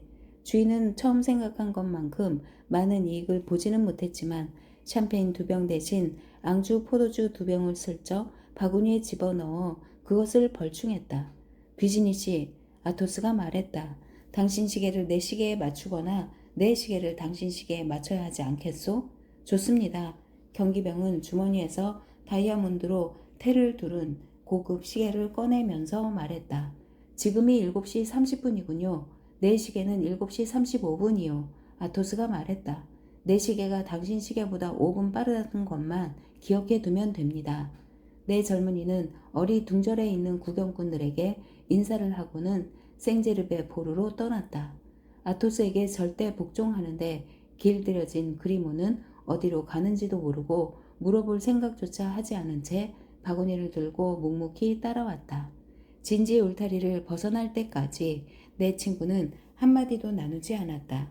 게다가 호기심 많은 사람들이 내기 이야기를 듣고 궁금해서 그들을 뒤따라오고 있었다. 하지만 일단 교통호를 넘어 들판으로 나오자 영문을 모르는 다르타냥은 설명을 요구할 때가 되었다고 판단했다. 아토스, 지금 어디로 가고 있는 겁니까? 알면서 그래. 아토스가 말했다. 보르로 가고 있는 거야. 거기 가서 뭘 하려고요? 그것도 알고 있잖아. 아침을 먹을 거야. 왜 파르파요에서 먹지 않았죠? 자네한테 중요한 이야기를 할 게 있는데 그 여관에서는 사람들이 계속 드나들면서 귀찮게 구는 통에 잠시도 속편하게 대화를 나눌 수 없었거든. 저곳에 가면 아토스가 보루를 가리키면서 말을 이었다. 적어도 방해할 사람은 없을 거야. 다르타냥은 남다른 용기와 신중함이 자연스럽게 결합되어 있는 사람이었다. 이제 그는 그 신중한 태도로 말했다. 바닷가 모래 언덕에 가면 호젓한 곳을 찾을 수 있을 텐데요. 그랬다가는 우리 넷이 모여서 의논하고 있는 것을 누군가가 볼 테고 그러면 15분도 지나기 전에 추기경은 우리가 작당 모의하고 있다는 보고를 받게 될 거야. 아토스의 말이 옳아. 아라미스가 말했다. 아니마드베르 툰드르인 데세르티스. 사막에도 귀가 있다. 사막도 나쁘지는 않겠지. 포르토스가 말했다. 하지만 찾는 게 문제야. 사막이라 해도 새가 머리 위로 날아갈 수 있고 물고기가 물에서 뛰어오를 수 있고 토끼가 굴에서 뛰쳐나올 수도 있어. 새나 물고기나 토끼도 추기경의 밀정일지 몰라. 그러니까 우리 계획대로 계속 밀고 나가는 편이 나아. 게다가 이제 와서 물러설 수도 없잖아. 우리는 내기를 했고 그 결과는 예측할 수 없어. 이 내기의 진짜 이유는 아무도 짐작 못할 거야. 내기에 이기기 위해 우리는 보르에서 1시간만 버티면 돼. 공격은 당할 수도 있고 안 당할 수도 있어. 공격당하지 않으면 이야기할 시간은 충분할 것이고 아무도 우리 이야기를 엿듣지 못할 거야. 저 보루의 벽에는 귀가 없는 게 분명하니까. 공격당하더라도 우리는 의논할 것이고 게다가 공격을 막아내면 공훈을 세울 수도 있어. 이래도 저래도 이익이 남는 장사지. 그래요. 다르타냥이 말했다. 하지만 총에 맞을 수도 있어요. 아니, 분명 그럴 거예요. 다르타냥, 아토스가 말했다. 자네도 알겠지만 가장 무서운 총알은 적의 총알이 아니야. 하지만 이런 원정을 하려면 적어도 머스킷총 정도는 가져왔어야 할 것 같은데 포르토스가 말했다. 쓸데없는 짐을 가져갈 필요가 있나? 적과 맞닥뜨렸을 때 총과 타약과 화약총은 결코 쓸데없는 게 아닐 텐데 다르타냥의 이야기도 못 들었어? 아토스가 말했다. 다르타냥이 뭐라고 했는데? 포르토스가 물었다. 어젯밤 공격에서 아군이 5명 죽었고 적이 10명쯤 죽었다고 말했어. 그래서 적은 죽은 자들의 무기를 가져갈 겨를이 없었을 거야. 그때는 더 긴급히 해야 할 일이 있었으니까. 그러니까 거기에 가면 총과 화약통과 탄약통을 찾을 수 있을 거야. 우리는 총 4자루와 총알 한 다스가 아니라 총 15자루와 탄약 100발을 갖게 될 거란 얘기지. 오, 아토스, 아라미스가 말했다. 자네는 정말 대단한 사람이야. 포르토스도 동의한다는 표시로 고개를 숙였다. 다르타냥 혼자만 납득이 가지 않는 것 같았다. 그리모도 다르타냥과 같은 생각인 게 분명했다. 이때까지는 설마 그럴 리 없겠지 하고 생각했지만 일행이 계속 보루 쪽으로 가는 것을 보고 주인의 코트자락을 잡아당겼기 때문이다. 어디로 가는 겁니까? 그리모가 몸짓으로 물었다. 아토스는 요새를 가리켰다. 하지만 과묵한 그리모가 입을 다문 채 여전히 몸짓으로 말했다. 저기 가면 산채로 껍질이 벗겨지겠군요. 아토스는 고개를 들어 손가락으로 하늘을 가리켰다. 그리모는 바구니를 땅바닥에 내려놓고 그 옆에 주저앉아 고개를 저었다. 아토스는 허리띠에서 권총을 빼더니 화약이 재어져 있는지 확인한 후 공이치기를 당기고 그리모의 귀에 총부리를 들이댔다. 그리모는 용수철이라도 달린 것처럼 다시 벌떡 일어났다. 그러자 아토스는 바구니를 들고 앞장서라는 몸짓을 했다. 그리모는 순순히 명령에 따랐다. 이 가엾은 젊은이가 잠깐의 무언극으로 얻은 것은 후위에서 전위로 위치가 바뀐 것뿐이었다. 내 친구는 보루에 도착하자 뒤를 돌아보았다. 300명이 넘는 온갖 계급의 병사들이 진지 입구에 모여 있었다. 비지니 씨와 용기병, 스위스 용병과 내기에 참여한 4번째 병사가 따로 모여 있는 것이 보였다. 아토스는 모자를 벗어서 칼끝에 씌우고 공중에서 흔들었다. 구경꾼들이 그의 인사에 답하면서 지르는 환호성이 그들의 귀에까지 들려왔다. 그 후 4사람은 그리모를 앞세우고 보루 안으로 사라졌다. 제47장 총사들의 회의. 아토스가 예상했던 것처럼 보루에는 아군과 적군의 시체 10여 구가 나뒹굴고 있을 뿐이었다. 이 원정의 지휘를 맡은 아토스가 말했다. 그리모가 식사 준비를 하는 동안 총과 탄약을 모으세. 그 일을 하면서도 우리는 대화를 나눌 수 있어. 이 친구들은 아토스가 죽은 자들을 가리키며 덧붙였다. 우리 이야기를 들을 수 없을 테니까. 그래도 시체는 해자에 던져버리는 게 좋겠어.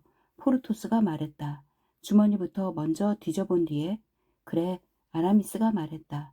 그 일은 그리모가 맡을 거야. 좋아요. 다르타냥이 말했다. 죽은 사람들의 몸을 뒤지고 성벽 너머로 던지는 일은 그리모에게 맡깁시다. 그건 안 돼. 아토스가 말했다. 시체들이 쓸모가 있을지도 몰라. 시체들이 쓸모가 있을지도 모른다고? 포르토스가 말했다. 자네 제정신이야?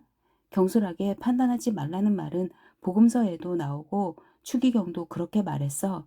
아토스가 대답했다. 총이 얼마나 되지? 12자루. 아라미스가 대답했다. 탄약은 100발. 그것만 있으면 충분해. 총에 탄약을 장전하세. 4사람은 그 일에 착수했다. 마지막 총에 탄약을 장전하는 일을 마쳤을 때 그리모가 식사 준비를 끝냈다는 신호를 보냈다. 아토스 역시 몸짓으로 잘했다고 대답하고 후춧가루 통처럼 생긴 작은 망루를 그리모에게 가리켰다. 그리모는 그것이 망을 보라는 뜻이라는 것을 알아차렸다. 보초 근무에 따분함 달랠 수 있도록 아토스는 그리모에게 빵 한 덩이와 커틀릿 2개와 포도주 한 병을 가져가도 좋다고 말했다. 물론 손짓으로. 자, 그럼 식사를 하세. 아토스가 말했다. 내 친구는 터키인이나 석공처럼 땅바닥에 책상 다리를 하고 앉았다. 이젠 남들이 들을 염려가 없으니까 비밀을 털어놓으세요, 아토스. 다르타냥이 말했다. 나는 자네들에게 오락과 영광을 동시에 주고 싶네. 아토스가 말했다. 우리는 즐거운 산책을 했고 이곳엔 이렇게 푸짐한 식사가 마련되어 있지. 그리고 자네들도 총안을 통해 볼 수 있듯이 저곳엔 우리를 바보나 영웅으로 생각하는 500명이 있어. 사실 바보와 영웅은 백지장 차이여서 상당히 비슷하지. 그런데 비밀 이야기란 게 뭡니까? 다르타냥이 물었다. 비밀은 내가 어젯밤에 밀레디를 만났다는 거야. 다르타냥은 술잔을 입술로 가져가려다가 밀레디라는 이름을 듣자 손이 너무 떨려서 술이 엎질러지지 않도록 술잔을 내려놓아야 했다. 만났다고요? 당신 부인을... 쉿! 아토스가 다르타냥의 말을 가로막았다. 이 친구들은 내 가정사의 비밀을 몰라. 나는 밀레디라는 여자를 만났단 얘기야. 어디서요? 다르타냥이 물었다. 여기서 10km쯤 떨어진 콜롱비에 루즈라는 여관에서. 그렇다면 나는 이제 끝장이군요. 다르타냥이 말했다. 꼭 그렇지는 않아. 아토스가 말을 받았다. 지금쯤 밀레디는 프랑스 해안을 떠났을 테니까. 다르타냥이 깊은 한숨을 내쉬었다. 그런데 그 밀레디라는 여자가 도대체 누구야? 포르토스가 물었다. 매력적인 여자지. 아토스가 말하고는 거품 이는 술을 잔에 따라 홀짝거렸다. 못된 주인놈 같으니라고. 아토스가 외쳤다. 샴페인이 아니라 포도주를 주었잖아. 그것도 앙주 포도주를. 그래놓고는 우리가 속아 넘어갈 줄 알았겠지? 아토스가 말을 이었다. 그래, 밀레디는 매력적인 여자야. 우리 모두 다르타냥에게 호의를 보였는데 다르타냥이 뭔지는 모르지만 그 여자한테 못된 짓을 했고 그 여자는 복수하려고 했어. 그래서 한 달 전에는 사람을 시켜서 다르타냥을 쏘아 죽이려 했고 일주일 전에는 독살하려 했고 어제는 추기경에게 다르타냥의 목을 달라고 요구했지. 추기경에게 내 목을 요구했다고요? 다르타냥이 겁에 질려 창백해진 얼굴로 외쳤다. 그래, 사실이야. 포르토스가 말했다. 내 귀로 똑똑히 들었어. 나도. 아라미스가 말했다. 그렇다면 다르타냥은 낙심하여 팔을 축 늘어뜨린 채 말했다. 더 이상 발버둥 쳐도 소용없겠군요. 차라리 권총으로 내 머리통을 날려서 끝장내는 게 낫겠어요. 그건 가장 어리석은 짓이야. 아토스가 말했다.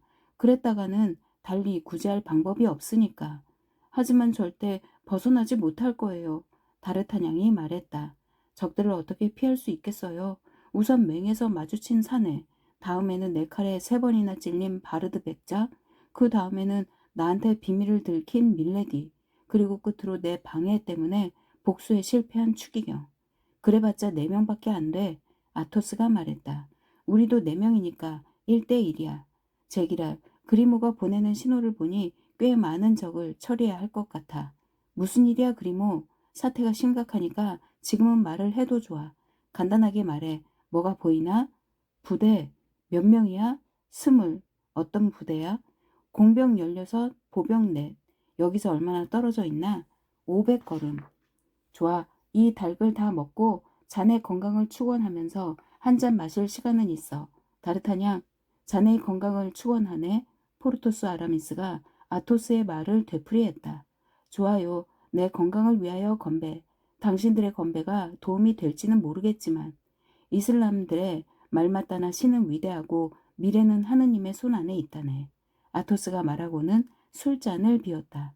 그리고 빈 술잔을 옆에 내려놓더니 태연이 일어나서 맨 처음 눈에 띈 총을 집어들고 총 안으로 걸어갔다. 포르토스 아라미스와 다르타냥도 그를 따랐다. 그리모는 내 친구 뒤에 자리를 잡고 총에 탄약을 재라는 명령을 받았다. 잠시 후 적군이 눈앞에 나타났다. 적들은 보루와 성내를 잇는 일종의 참호로를 따라 접근하고 있었다. 제기랄, 아토스가 말했다. 고작 곡괭이와 삽으로 무장한 놈들은 우리가 나서서 상대할 가치도 없어. 그리모가 꺼지라는 신용만 해도 놈들은 우리를 평화롭게 내버려두고 떠났을 텐데. 과연 그럴까요? 다르타냥이 말했다. 아주 단단히 결심한 것처럼 결연하게 전진하고 있으니까요. 게다가 공병들 말고도 총으로 무장한 보병이 4명이나 있는데요. 그건 우리를 못 봤기 때문이야. 아토스가 말했다. 솔직히 말하면 나는 저 불쌍한 민간인들에게 총을 쏘기 싫어. 아라미스가 말했다. 이교도를 동정하다니 엉터리 사제군. 포르토스가 대답했다. 사실 아라미스가 오라. 아토스가 말했다. 전 녀석들한테 경고를 보내야겠어. 도대체 어쩌시려고요? 다르타냥이 외쳤다. 그랬다가는 총에 맞을 거예요. 하지만 아토스는 이 충고를 무시하고 한 손에는 총을, 다른 손에는 모자를 든 채 갈라진 성벽 틈새로 기어 올라갔다. 여러분, 아토스가 적의 보병과 공병들에게 정중하게 절을 하면서 외쳤다. 그가 성벽 틈에 나타나자 깜짝 놀란 적들은 보루에서 50걸음가량 떨어진 곳에 멈춰 섰다. 여러분, 나는 친구들과 이 보루에서 식사를 하고 있는 중이요. 당신들도 알겠지만 식사 중에 방해를 받는 것만큼 불쾌한 일은 없죠. 그러니까 여러분이 이 근처에서 볼 일이 있다면 우리가 식사를 끝낼 때까지 거기서 기다리든가 아니면 돌아갔다가 나중에 다시 오기 바랍니다. 여러분이 방군을 떠나 우리와 함께 프랑스 국왕 폐하의 건강을 위해 건배하고 싶다면 얘기가 다르지만 말이오. 조심해요, 아토스. 다르타냥이 외쳤다. 놈들이 총을 겨누고 있는 게 안 보여요? 알아. 아토스가 말했다. 하지만 저 민간인들은 총도 제대로 쏠 줄 모를 거야. 아니 나를 맞힐 생각도 없을걸. 바로 그 순간 총알 4발이 날아왔지만 한 방도 맞추지 못했다. 거의 동시에 이쪽에서도 4발로 응수했는데 적보다 겨냥이 훨씬 정확해서 보병 3명이 죽고 공병 1명이 다쳤다. 그리모 다른 총을 줘. 아토스가 여전히 성벽 틈새에 선 채 그리모에게 외쳤다. 그리모는 당장 명령에 복종했다. 새 친구도 다시 장전했다. 두 번째 일제 시격에 분대장과 공병 2명이 죽고 나머지는 모두 달아났다. 자, 모두 앞으로. 아토스가 말했다. 내 친구는 보루에서 뛰쳐나와 적이 쓰러진 지점에서 총 4자루와 분대장의 미늘창을 주워 모았다. 그리고 패잔병들은 성내에 도착할 때까지 멈추지 않을 거라고 확신했기 때문에 전리품을 가지고 보루로 돌아갔다. 그리모, 다시 총을 장전해둬. 아토스가 말했다. 자, 우리는 다시 식사를 하면서 대화를 계속하세. 어디까지 얘기했더라? 내가 똑똑히 기억하고 있어요. 밀레디의 여정이 궁금한 다르타냥이 말했다. 그 여자는 영국으로 가고 있네. 아토스가 대답했다. 뭐하러요? 버킹엄을 직접 죽이거나 암살을 사주하려고. 다르타냥은 경악과 분노의 탄식을 내뱉었다. 하지만 그건 파렴치한 짓이에요. 나는 별로 걱정하지 않네. 아토스가 말했다. 이봐 그리모, 일을 다 끝냈으면 분대장의 미늘창을 가져다가 끝에 하얀 냅킨을 묶어서 보루 꼭대기에 세워둬. 그러면 라로셸 시민들도 자신들이 국왕에게 충성스럽고 용감한 군인과 상대하고 있다는 걸 깨닫게 되겠지. 그리모는 말없이 복종했다. 잠시 후 하얀 깃발이 내 친구의 머리 위에서 펄럭이고 있었다. 깃발이 나타나자 우레 같은 박수갈채가 터져 나왔다. 진지에 있는 아군의 절반이 이쪽을 바라보고 있었다. 뭐라고요? 다르타냥이 말을 이었다. 버킹엄 공작이 암살당하든 말든 별로 걱정하지 않는다고요? 하지만 공작은 우리 친구예요. 아무리 그래도 공작은 영국인이고 우리와 싸우고 있어. 공작에 대해서는 그 여자가 하고 싶은 대로 내버려둬. 나는 거기에 빈 술병만큼의 관심도 없어. 아토스는 마지막 한 방울까지 술잔에 따르고는 빈 병을 휙 던져버렸다. 잠깐만요. 다르타냥이 말했다. 공작을 이런 식으로 버릴 수는 없어요. 공작은 우리한테 훌륭한 말을 주기도 했잖아요. 훌륭한 안장도 주었지. 망토 어깨에 금술 장식을 달고 있던 포르토스가 덧붙여 말했다. 그리고 하느님은 죄인의 죽음이 아니라 개종을 바라신다네. 아라미스가 말했다. 아멘. 아토스가 말했다. 자네들이 원한다면 그 이야기는 나중에 다시 하기로 하세. 하지만 그때 내 최대 관심사는 다르타냥, 자네는 이해하겠지만 그 여자가 추기경한테 억지를 부려 받아낸 일종의 백지 위임장을 빼앗는 일이었어. 그것만 있으면 그 여자는 자네를 어쩌면 우리까지 없애고도 아무런 벌도 받지 않을 수 있을 테니까. 정말 악독한 여자군. 포르토스가 닭고기를 자르고 있는 아라미스에게 접시를 내밀면서 외쳤다. 그런데 그 백지 위임장은 어떻게 됐습니까? 다르타냥이 물었다. 아직도 그 여자 손에 있나요? 아니, 내 수중에 들어왔어. 하지만 어렵지 않게 손에 넣었다고는 말하지 않겠네. 그러면 거짓말이 될 테니까. 아, 아토스, 다르타냥이 말했다. 내 목숨을 몇 번이나 구해주었는지 이젠 셀 수도 없군요. 그럼 그때 자네가 우리보다 먼저 나간 건 그 여자한테 가기 위해서였나? 아라미스가 물었다. 그렇다네. 아토스가 대답했다. 그래서 추기경이 쓴 편지를 손에 넣었군요. 다르타냥이 물었다. 이게 그거야. 아토스가 말했다. 그는 망토 주머니에서 귀중한 서류를 꺼냈다. 다르타냥은 손이 떨리는 것을 굳이 감추려 하지도 않고 종이를 펴서 읽었다. 이 서류를 소지한 자가 행한 일은 모두 내 명령에 따라 국익을 위해 행한 것임을 증명하노라. 1627년 12월 3일 리슐리웨. 그야말로 백지 위임장이군. 아라미스가 말했다. 이런 서류는 찢어버려야 돼요. 다르타냥이 외쳤다. 자신의 사형 선고서를 읽은 듯한 기분이 들었던 것이다. 천만에 그 반대야. 아토스가 말했다. 소중히 보관해야 돼. 나는 누가 그 말을 산더미처럼 준다 해도 이 서류를 내주지 않을 거야. 그 여자는 앞으로 어떻게 할까요? 다르타냥이 물었다. 글쎄, 아토스가 대수롭지 않다는 듯이 대답했다. 아마 추기경에게 편지를 써서 아토스라는 못된 총사한테 통행증을 강탈당했다고 하소연하겠지. 그리고 아토스와 함께 그의 두 친구인 포르토스와 아라미스도 없애는 게 좋겠다고 말하겠지. 그러면 추기경은 이들 세 사람이 길에서 만난 삼총사라는 것을 생각해 낼 것이고 어느 맑은 날 아침에 추기경은 다르타냥을 체포하도록 하고 다르타냥이 혼자 심심하지 않도록 우리도 함께 바스티유로 보내겠지. 설마, 포르토스가 말했다.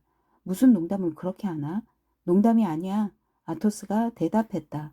그 빌어먹을 밀레디의 목을 비트는 것이 저 가엾은 위구노들의 목을 비트는 것보다 가벼운 죄라는 걸 알고 있나? 위구노들은 우리가 라틴어로 부르는 찬송가를 프랑스어로 부르는 죄 밖에는 지은 적이 없으니까. 포르토스가 말했다. 신부님은 어떻게 생각하나? 아토스가 침착하게 물었다. 나도 포르토스와 같은 의견이야.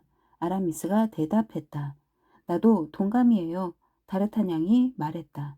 그 여자가 멀리 있어서 다행이군. 포르토스가 말했다. 솔직히 말해서 그 여자가 여기 있다면 나도 곤란할 테니까 말이야. 그 여자는 영국에 있어도 프랑스에 있는 거나 마찬가지로 내겐 골칫거리야. 아토스가 말했다. 어디에 있든 골칫거리죠. 다르타냥이 말했다. 그 여자를 만났을 때 왜 물에 빠뜨려 죽이거나 목 졸라 죽이거나 목 매달아 죽이지 않았나? 그렇게 죽였다면 다시는 나타나지 못할 텐데. 그렇게 생각하나 포르토스? 아토스가 침울한 미소를 지으며 대답했다. 이 미소를 이해한 사람은 다르타냥 뿐이었다. 좋은 생각이 있어요. 다르타냥이 말했다. 뭐지? 총사들이 입을 모아 말했다. 전투 준비. 그리모가 외쳤다. 젊은이들은 재빨리 일어나 총으로 달려갔다. 이번에는 25명 정도의 소대가 오고 있었다. 하지만 그들은 공병이 아니라 수비병들이었다. 진지로 돌아가는 게 어때?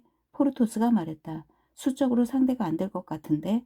세 가지 이유 때문에 안 돼. 아토스가 대답했다. 첫째, 아직 식사가 끝나지 않았어. 둘째, 중요한 이야기를 끝내지 않았어. 셋째, 1시간이 되려면 10분은 더 있어야 돼. 그렇다면 작전을 세울 필요가 있겠어. 아라미스가 말했다. 작전은 간단해. 아토스가 대답했다. 적이 사정거리 안으로 들어오면 당장 발사한다.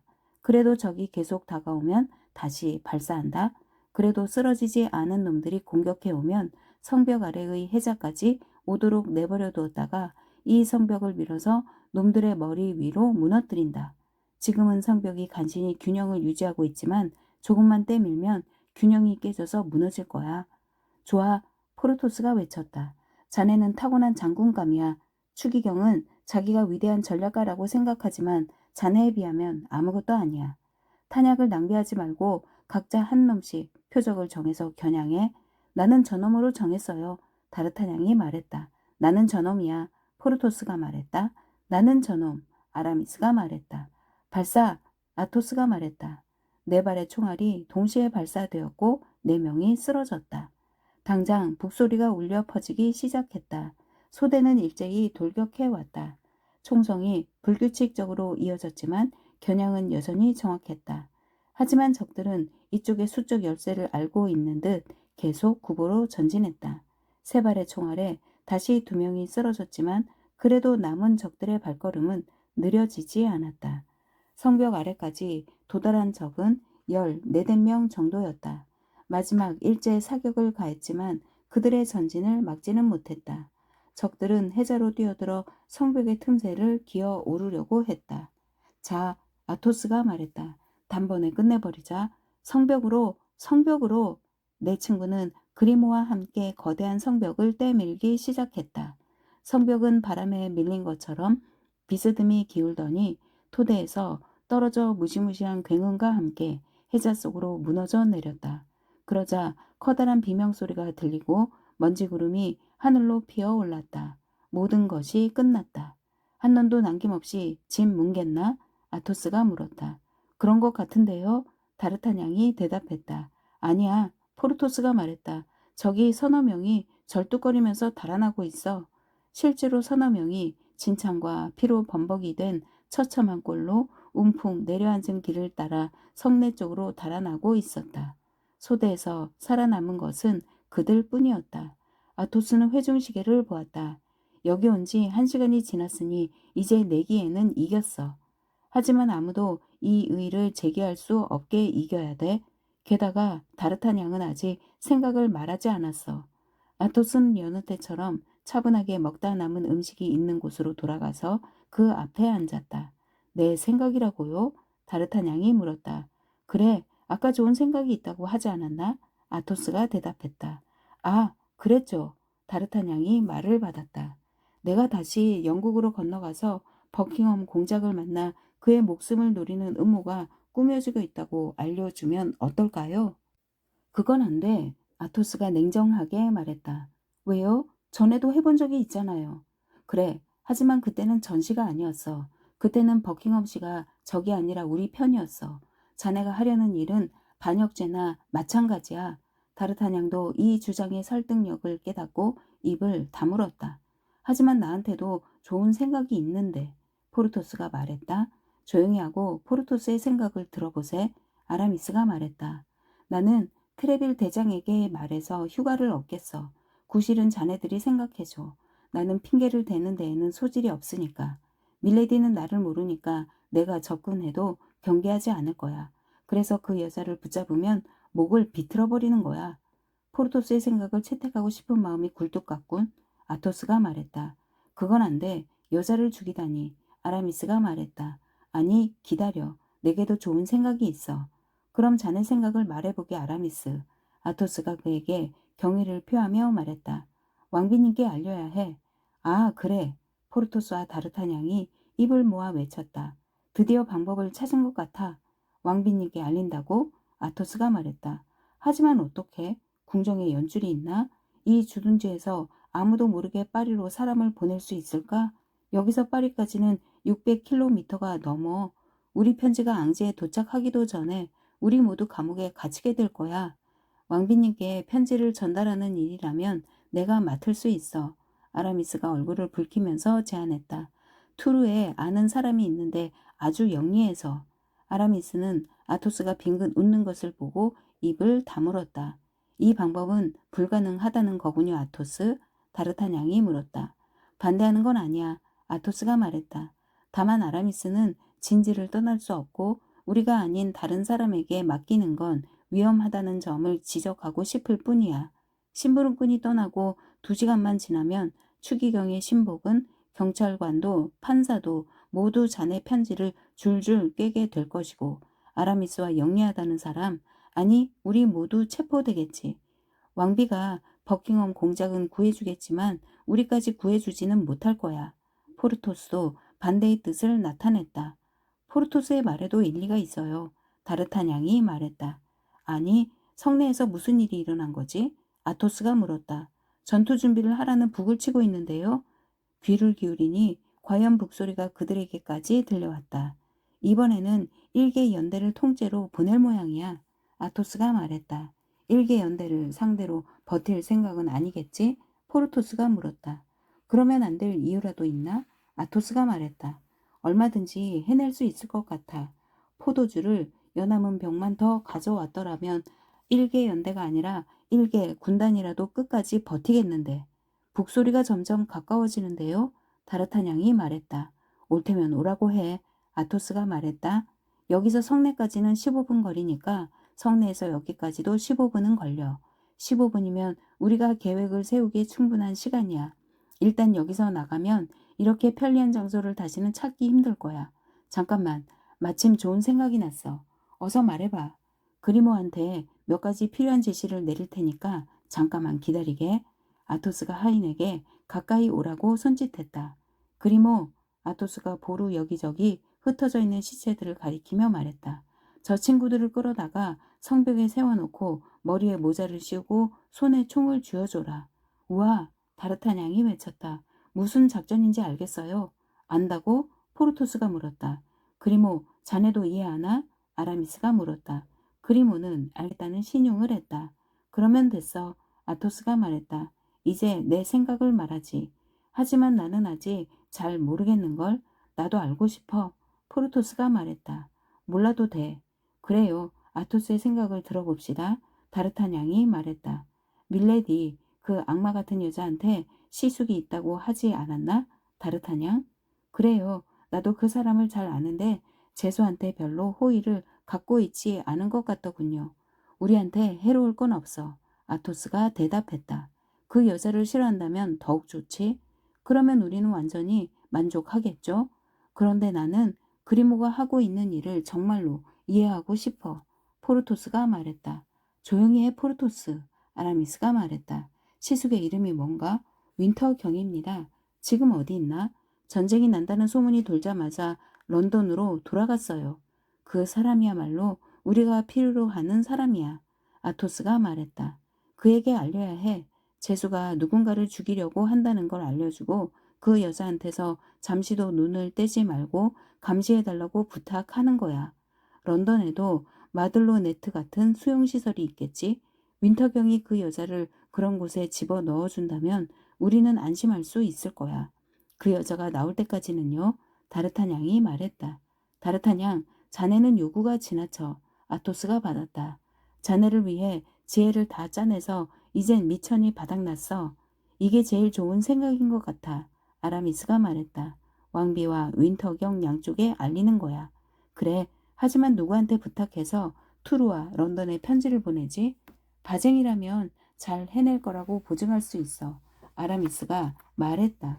나는 플랑제를 보증할 수 있어요. 다르타냥이 말했다. 사실 우리는 진지를 떠날 수 없지만 하인들은 떠날 수 있지. 포르토스가 말했다. 그래, 아라미스가 말했다.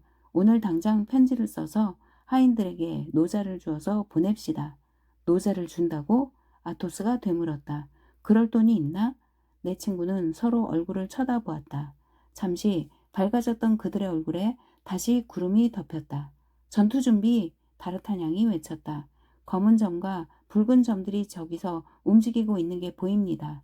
아토스, 아까 연대에 대해서 뭐라고 했죠? 저건 연대가 아니라 진짜 군대예요. 정말 그렇군. 아토스가 말했다. 올 것이 왔구나. 북도 치지 않고 나팔도 불지 않고 슬금슬금 다가오는 저 교활한 놈들 좀 봐. 아하, 끝났나 그리모? 그리모는 그렇다는 몸짓을 하고 살아있는 것처럼 그럴듯한 자세로 세워둔 12구의 시체를 가리켰다. 어떤 놈들은 앞에 총 자세로 서 있고 또 어떤 놈들은 총을 겨누고 있고 또 어떤 놈들은 칼을 들고 있었다.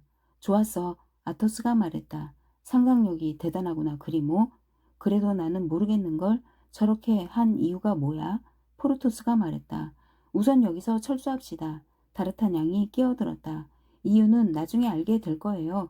잠깐만 기다려. 그리모에게 그르치울 시간은 줘야지. 검고 붉은 점들이 점점 커지고 있어. 나는 다르타냥과 같은 생각이야.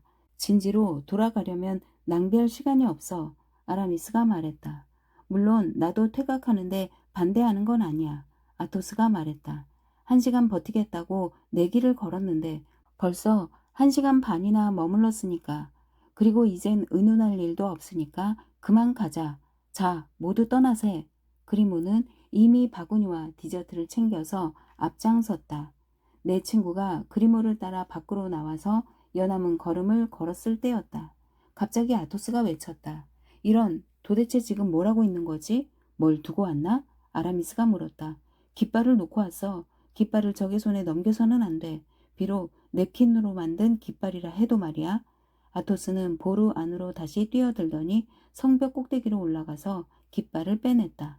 하지만 라로셸 병사들은 이미 사정거리 안에 들어와 있었기 때문에 일부러 그러는 것처럼 적의 총구 앞에 모습을 드러낸 아토스를 향해 일제히 사격을 가했다. 이 장면을 본 사람은 일종의 마력이 아토스를 지켜주고 있다고 생각했을 것이다. 그 많은 총알이 아토스 주위를 휙휙 지나갔지만 단 한 발도 맞지 않았기 때문이다. 아토스는 적군을 향해 등을 돌리고 아군 진영을 향해 깃발을 흔들었다. 요란한 함성이 양쪽에서 동시에 울려 퍼졌다. 한쪽은 분노의 함성이었고 또 한쪽은 열광의 함성이었다. 두 번째 일제 사격이 이어졌다. 세 발의 총알이 내핀을 관통하여 그것을 진짜 군기답게 만들어버렸다. 아군 진영에서 모두 입을 모아 외치는 소리가 들려왔다. 내려와! 내려와! 아토스가 내려왔다. 불안한 마음으로 기다리고 있던 친구들은 그가 나타난 것을 보고 뛸 듯이 기뻐했다. 빨리 가요. 아토스. 다르타냥이 말했다. 서둘러요. 이제 돈만 빼고는 전부 다 찾았으니까 여기서 죽으면 미련한 짓이죠. 하지만 아토스는 친구들이 무슨 말을 해도 계속 당당하게 걸어갔다. 친구들은 무슨 말을 해도 소용없다는 것을 알고 그와 보조를 맞추었다. 바구니를 든 그리모는 한참 앞섰기 때문에 벌써 사정거리를 벗어나 있었다. 잠시 후 그들은 요란한 일제 사격 소리를 들었다. 무슨 일이지? 포르토스가 물었다. 어디다 쏘고 있는 거야? 총알도 날아오지 않고 적도 안 보이는데. 시체들을 향해 쏘고 있다네. 아토스가 대답했다. 하지만 시체들은 응사하지 않잖아. 그야 그렇지. 그래서 적들은 복병이 있다고 생각할 테고 어떻게 해야 할지 의논할 테고 정찰대를 보내겠지. 그래서 우리가 장난쳤다는 것을 알아차렸을 때쯤이면 우리는 사정거리 밖으로 벗어나 있을 거야. 서두를 필요가 없는 건 그 때문이야. 식사하고 나서 곧바로 뛰면 옆구리만 아프지. 아, 이제야 알겠군. 포르토스가 감탄하며 외쳤다. 다행이군. 아토스가 어깨를 으쓱하며 말했다. 진지에서는 내 친구가 걸어서 돌아오는 것을 보고 열렬한 환호성을 터뜨렸다. 마침내 또다시 일제 사격 소리가 들렸고 이번에는 총알이 내 친구 주위의 돌에 맞아 튕기거나 그들의 귀 옆을 스치며 핑핑 소리를 냈다. 라로셸 병사들이 결국 보루를 탈환한 것이다. 사격이 형편없는 놈들이군. 아토스가 말했다. 우리가 몇 명이나 죽였지? 12명? 15명은 될 거야. 성벽에 깔려 죽은 숫자는 10명쯤 될걸? 그런데도 우리는 긁힌 상처 하나 안 입었단 말이지? 아니, 그게 아니군. 다르타냥, 손에 그게 뭐지? 피처럼 보이는데? 아무것도 아니에요. 다르타냥이 말했다. 유탄에 맞았나? 아니에요. 그럼 뭐야? 앞에서도 말했듯이 아토스는 다르타냥을 아들처럼 아끼고 있었다. 이 우울하고 엄격한 사나이도 이따금 다르타냥을 대할 때면 아버지 같은 마음씨를 보였다. 약간 긁혔을 뿐이에요. 다르타냥이 대답했다. 내 손가락이 2개의 돌, 그러니까 성벽의 돌과 반지의 보석 사이에 끼어서 살갗이 찢어졌어요. 다이아몬드 반지를 끼고 있으면 그런 꼴을 당하게 마련이지. 아토스가 경멸하듯 말했다. 아니 잠깐만. 포르토스가 외쳤다. 정말 다이아몬드가 있구나. 다이아몬드가 있는데 무엇 때문에 돈이 없다고 걱정하는 거야? 그래 맞아. 아라미스가 말했다. 잘했어 포르토스. 이번은 자네도 좋은 걸 생각해냈군. 당연하지. 포르토스가 아토스의 칭찬에 우쭐거리면서 말했다. 다이아몬드가 있으니까 그걸 팔자. 하지만 이건 왕비님이 주신 거예요. 다르타냥이 말했다. 그러니까 더욱더 팔아야지. 아토스가 말을 받았다. 왕비님이 사랑하는 버킹엄 공작을 구하는 일이니까. 그보다 더 시급한 일은 없어. 왕비님이 친애하는 우리를 구하는 일이니까. 그보다 더 당연한 일은 없어. 그러니 다이아몬드를 팔자. 신부님 생각은 어떠신가? 포르토스의 의견은 묻지 않겠네. 이미 밝혔으니까. 내 생각은 아라미스가 얼굴을 붉히면서 말했다. 다르타냥의 반지는 애인에게 받은 게 아니고 따라서 사랑의 증표로 볼 수도 없으니까 팔아도 괜찮지 않을까 싶은데 자네 말은 신학 그 자체 같군. 그래서 결론은 다이아몬드를 팔자는 거야. 아라미스가 대답했다. 그럼 좋아요. 다르타냥이 명랑하게 말했다. 다이아몬드를 팔기로 하죠. 그러니 여기에 대해서는 더 이상 이야기하지 맙시다. 사격이 계속되었지만 내 친구는 이미 사정거리를 벗어나 있었다. 라로셸 병사들은 그저 위안 삼아 쏘는 신용만 하고 있을 뿐이었다. 정말 포르토스가 마침 맞게 좋은 생각을 했어. 아토스가 말했다. 이젠 진지에 들어왔으니까 이 문제에 대해서는 더 이상 말하지 마. 모두 우리를 지켜보고 있어. 우리를 맞으러 나오고 있어. 우리를 개선 장군처럼 대할 거야. 아까도 말했듯이 정말로 진영 전체가 흥분에 휩싸여 있었다. 2,000명이 넘는 사람들이 굉장한 구경거리라도 보려는 듯 내 친구의 성공적인 허세를 보려고 모여들었다. 그들은 그 허세의 진짜 이유를 전혀 눈치채지 못했다. 들리는 소리는 근위대 만세, 총사대 만세라는 환호성 뿐이었다. 비지니시가 맨 먼저 다가와서 아토스의 손을 잡고 흔들며 내기에 졌음을 인정했다. 용기병과 스위스 용병도 그 뒤를 따랐다. 이어서 모든 전우가 밀려들었다. 축하 인사와 악수와 포옹이 끝없이 이어졌고 라로셸 시민들에 대한 비웃음도 끊이지 않고 계속되었다. 소동이 너무 커서 추기경은 반란이라도 일어난 줄 알고 자신의 친위 대장인 라 우디니에르를 보내 무슨 일인지 알아보게 했다. 사람들은 그동안 있었던 일을 추기경의 전령에게 열정적으로 이야기했다. 추기경은 돌아온 라 우디니에르를 보자마자 물었다. 무슨 일인가? 3명의 총사와 1명의 근위대원이 생제르베 보루에서 식사를 할 수 있는지를 놓고 비지니 씨와 내기를 했답니다. 그런데 그들은 식사를 하면서 2시간 동안 적과 맞서서 보루를 점거했고 몇 명인지는 모르지만 적군도 많이 죽였답니다. 총사들의 이름은 알아냈나? 예, 알아냈습니다. 이름이 뭐야? 아토스, 포르토스, 아라미스입니다. 역시 그들이군. 추기경이 중얼거렸다. 그리고 근위대원은 다르타냥이랍니다. 역시 그 젊은 친구로군.